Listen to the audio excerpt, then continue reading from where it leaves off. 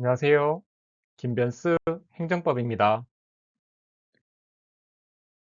이번 영상에서는 사전 통지와 의견 청취 절차에 대해서 알아보도록 하겠습니다.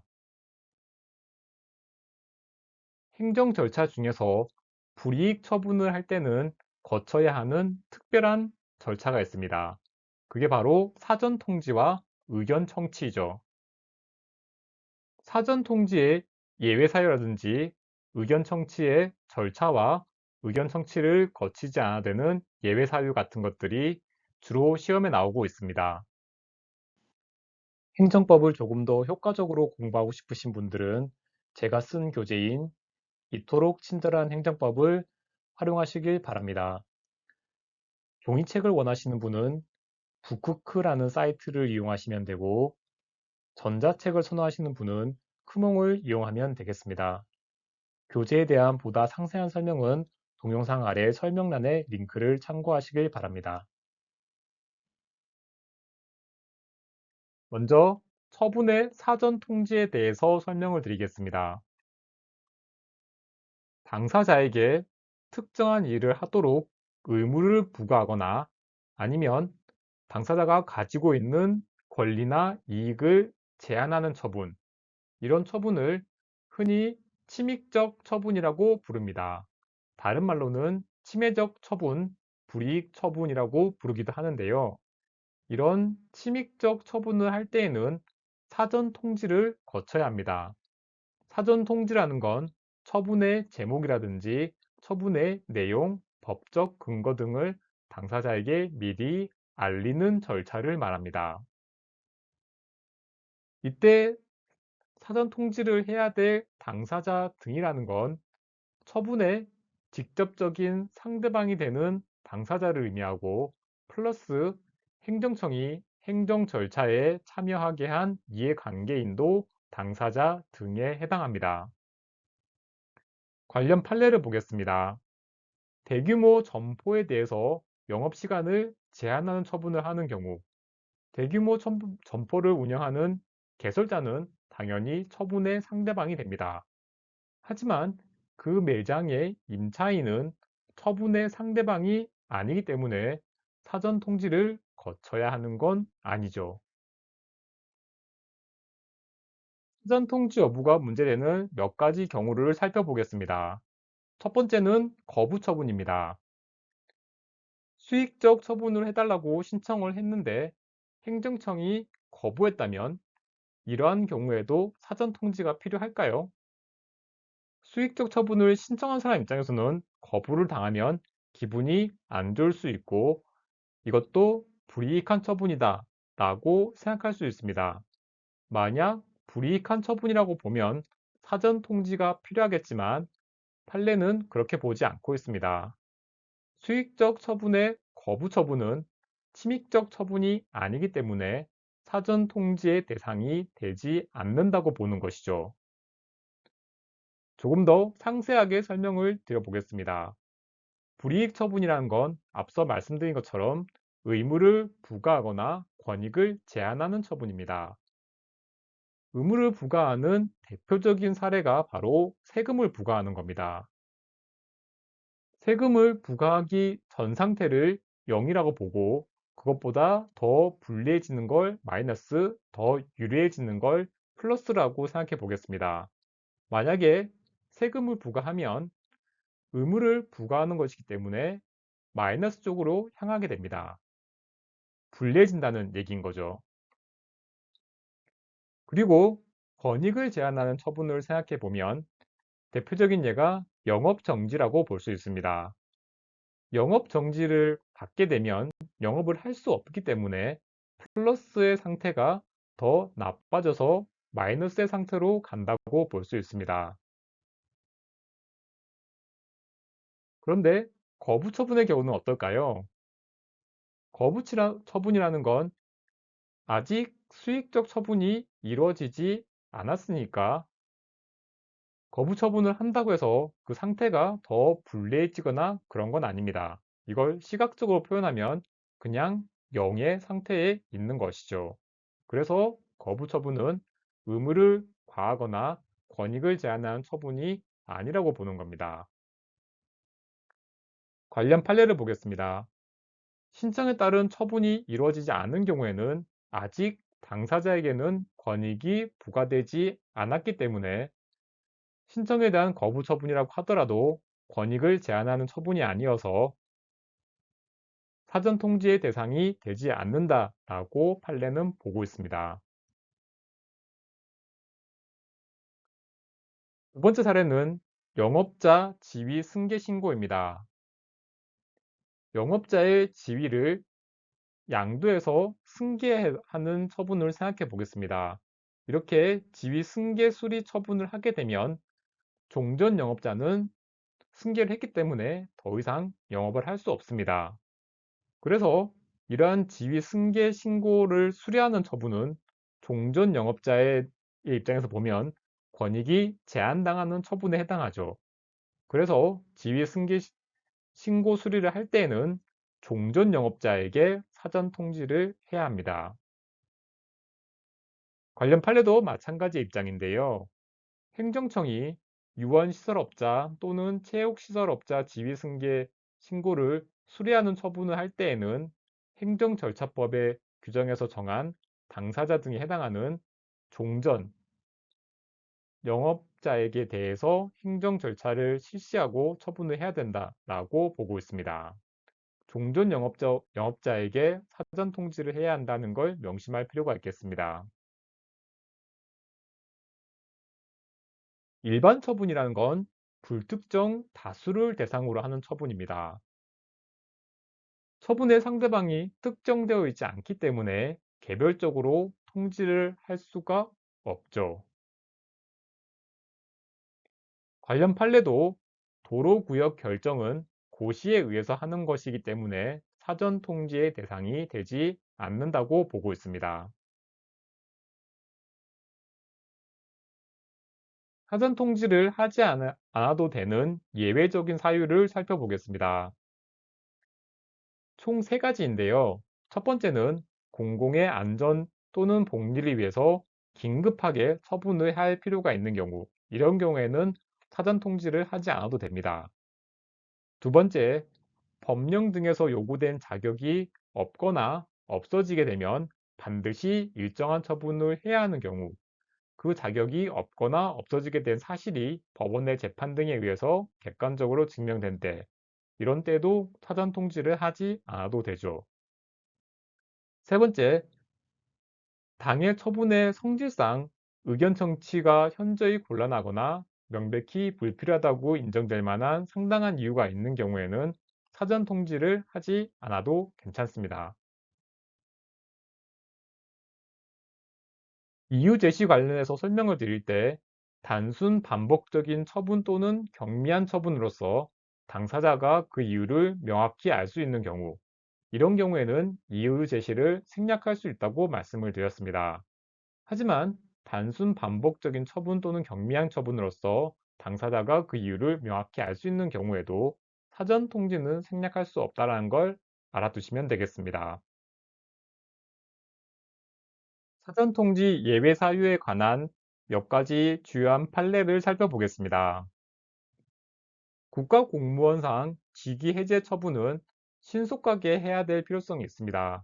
그래서 이러한 해제 처분을 할 때에는 처분의 사전 통지 또는 의견 청취 등에 대한 행정절차법 규정이 별도로 적용되지 않습니다. 정규 임용 처분을 취소하는 처분은 성질상 행정 절차를 거치는 것이 불필요해서 행정절차법의 적용이 배제되는 경우가 아니기 때문에 임용 취소 처분을 할 때는 반드시 사전 통지나 의견 제출의 기회를 부여해야 하고, 만약에 사전 통지나 의견 제출의 기회를 부여하지 않으면 위법하게 됩니다. 건축법상의 공사 중지 명령을 하는데 사전 통지를 해야 된다고 하면 많은 액수의 손실보상금 때문에 공사를 강행할 우려가 있다, 이런 사정이 있다고 하더라도 사전 통지 및 의견 제출 절차의 예외 사유가 아니기 때문에 사전 통지를 거쳐야 한다는 게 판례의 입장입니다.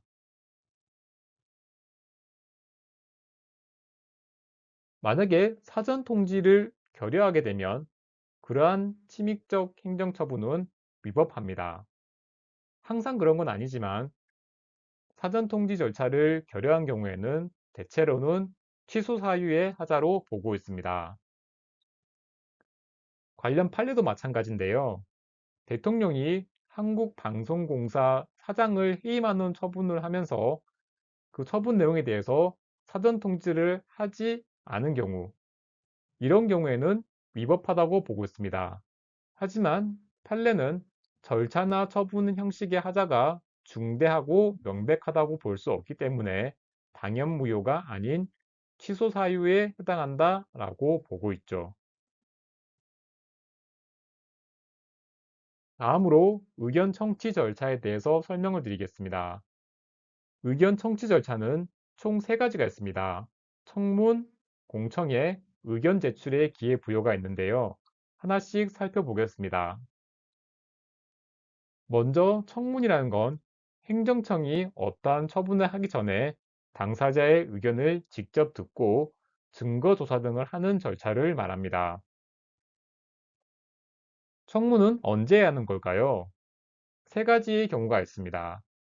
다른 법령에서 청문을 실시해야 된다라고 규정하고 있는 경우에는 당연히 청문을 실시해야 합니다.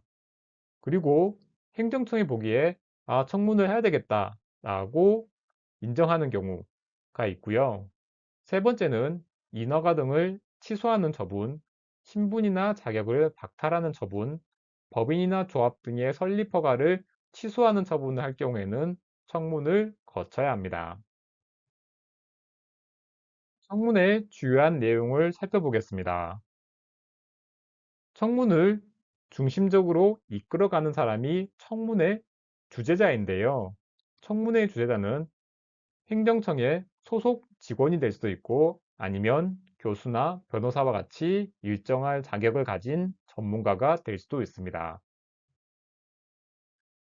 청문을 하려면 상대방에게 청문을 한다는 걸 알려야 하는데요.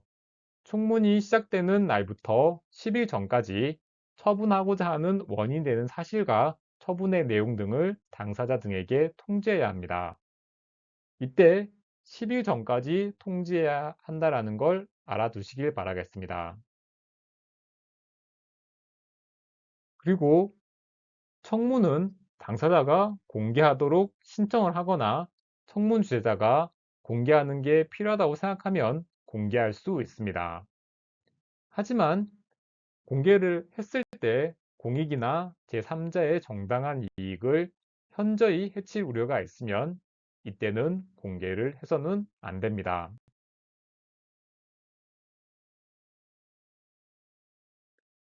청문 주재자는 직권으로, 그러니까 스스로 알아서 한다는 얘기인데요. 스스로 알아서는 또는 당사자의 신청에 따라서 필요한 조사를 할 수 있습니다. 이때 유의해야 할 점은 당사자 등이 주장하지 않은 사실에 대해서도 청문 주재자는 조사를 할 수 있다라는 걸 알아두시길 바라겠습니다. 청문을 실시했는데 당사자가 불출석하면 어떨까요? 정당한 사유로 출석을 하지 않았는지 아니면 그렇지 않은지에 따라서 처리 방법이 좀 다릅니다. 첫 번째, 정당한 사유로 출석을 하지 않은 경우, 이럴 경우에는 10일 이상의 기간을 정해서 의견 진술 및 증거 제출의 기회를 요구해야 합니다. 하지만 정당하지 않은 사유로 출석을 하지 않았다면 의견 진술 및 증거 제출을 요구하지 않고 그냥 청문을 종료하면 되겠습니다.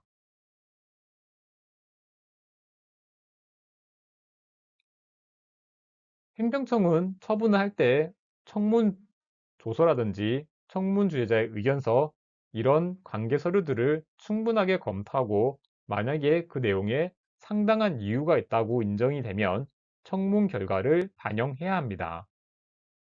이건 공청회와 의견 제출의 기회와도 마찬가지인데요. 그 결과를 반영할 수 있다가 아니라 반영해야 한다라고 행정절차법에 규정되어 있는데 이 부분을 잘 챙겨 보시길 바라겠습니다. 이 청문 결과를 반영한다는 게 청문 절차에 나온 의견을 그대로 따르는 건 아닙니다. 다르게 이해하면 청문 절차에 나타난 의견에 구속되거나 기속되는 건 아닌 것이죠.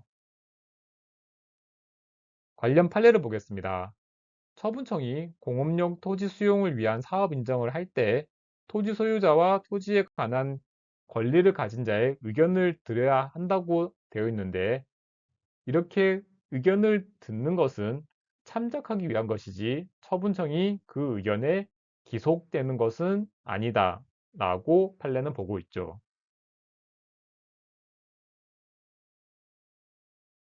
의견 청취 절차 중에서 두 번째인 공청회를 설명드리겠습니다. 공청회라는 건 뉴스 같은 데서 많이 보셨을 텐데요. 공개적인 토론을 통해서 어떤 행정작용에 대해 당사자나 전문 지식이나 경험을 가진 사람, 그리고 그 밖의 일반인으로부터 의견을 널리 수렴하는 절차입니다. 공청회의 가장 큰 특징은 여러 사람의 널리 의견을 수렴한다. 이게 가장 큰 특징이라고 보시면 되겠습니다. 공청회를 해야 하는 경우는 크게 세 가지가 있습니다. 첫 번째는 법령에서 공청회를 하도록 규정하고 있는 경우입니다.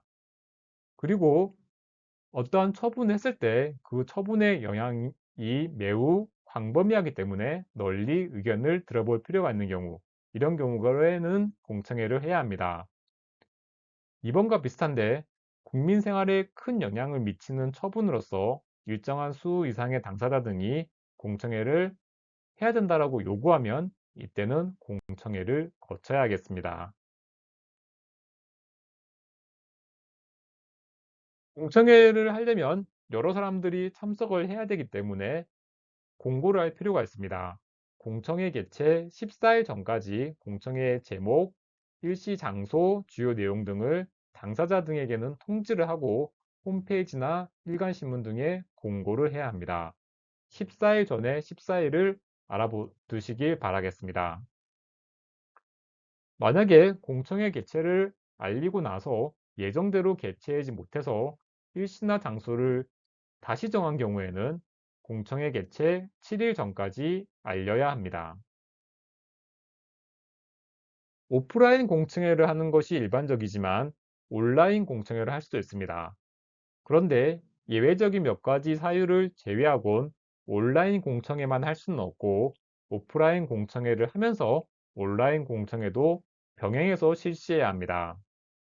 그리고 온라인 공청회를 하면 누구든지 정보통신망, 그러니까 인터넷을 이용해서 의견 제출을 할 수 있습니다.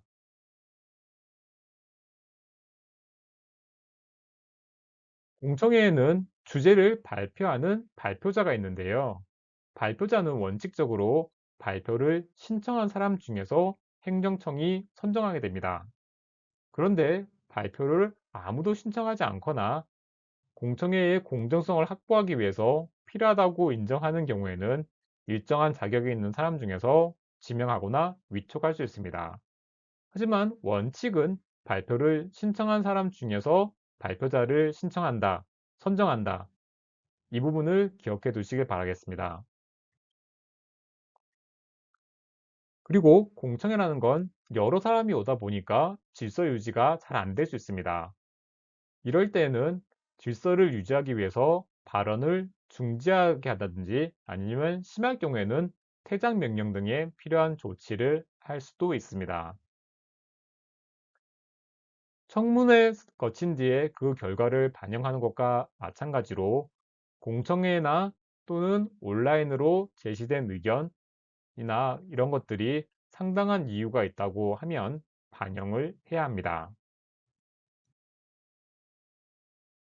세 번째는 의견 제출의 기회를 부여하는 것입니다. 의견 제출의 기회라는 건 말 그대로 행정청이 어떠한 행정작용을 하기 전에 당사자 등이 본인의 의견을 제시하는 절차인데, 청문이나 공청회가 아닌 걸 의견 제출의 기회라고 부릅니다. 청문과 공청회 그리고 의견 제출의 기회를 생각해 보면 청문이나 공청회가 의견 제출의 기회보다 훨씬 더 복잡한 절차입니다. 그래서 당사자에게 의무를 부과하거나 권익을 제한하는 처분을 할 때 청문이나 공청회를 개최하지 않으면 적어도 제출의 기회는 주어야 합니다. 만약에 청문이나 공청회를 거쳤다면 굳이 의견 제출의 기회를 주지는 않아도 되는 것이죠.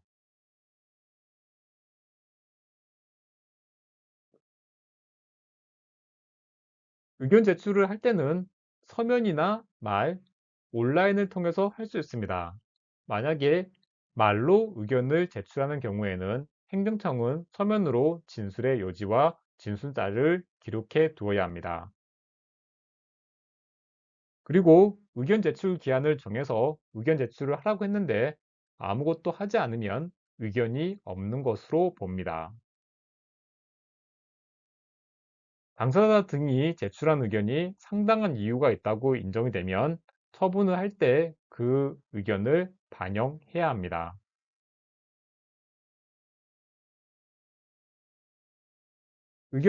청취 절차를 생략할 수 있는 경우는 총 4가지가 있습니다. 첫 번째, 공공의 안전 또는 복리를 위해서 긴급히 처분을 할 필요가 있는 경우. 두 번째, 법령 등에서 요구된 자격이 없거나 없어지게 되면 반드시 일정한 처분을 해야 하는 경우에 그 자격이 없거나 없어지게 된 사실이 법원의 재판 등에 의해 객관적으로 증명된 때, 그리고 세 번째는 당해 처분의 성질상 의견 청취가 현저히 곤란하거나 명백히 불필요하다고 인정될 만한 상당한 이유가 있는 경우입니다. 그리고 마지막 네 번째는 당사자가 의견 진술의 기회를 포기하겠다, 이런 뜻을 명백히 표시한 경우이죠.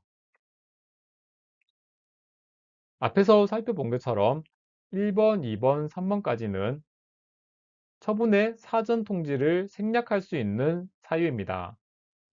하지만 의견 청취를 절차를 생략할 수 있는 사유는 한 가지가 더 추가됐는데 그게 바로 4번, 당사자가 의견 진술 기회를 하지 않겠다라고 포기한 경우입니다.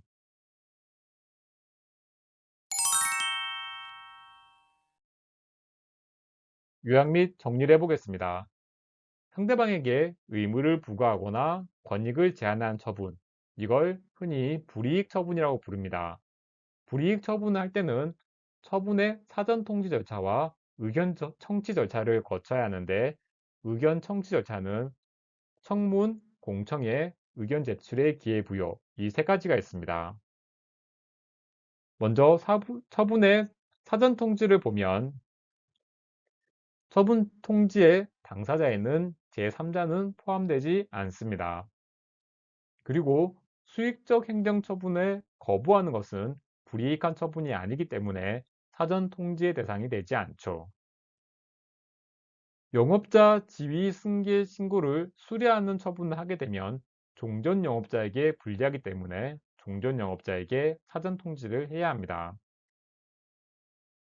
그리고 불특정 다수를 대상으로 하는 일반 처분은 사전 통지의 대상이 아닙니다. 청문의 경우 청문 주재자는 당사자가 주장하지 않는 사실에 대해서도 조사를 할 수가 있습니다. 그리고 정당한 사유로 청문회에 참석하지 않은 경우에는 10일 이상의 기간을 정해서 의견 진술이나 증거 제출을 요구해야 합니다. 그리고 청문 결과에 상당한 이유가 있으면 그것을 행정처분할 때 반영을 해야 하죠. 공청회를 개최하려면 여러 사람들이 알 수 있도록 14일 전에는 통지나 공고를 해야 합니다. 그리고 온라인 공청회는 오프라인 공청회와 병행해서 하는 것이 원칙이고 누구든지 의견 제출을 할 수 있습니다. 공청회 주재자는 질서 유지를 위해서 발언을 중지시키거나 퇴장 명령을 할 수 있죠. 불이익한 처분을 하면서 청문이나 공청회를 거치지 않았다면 적어도 의견 제출의 기회는 부여해야 합니다. 그리고 의견 제출 기한 내에 의견 제출을 하지 않으면 의견이 없는 것으로 보게 됩니다. 영상을 시청해 주셔서 감사드립니다.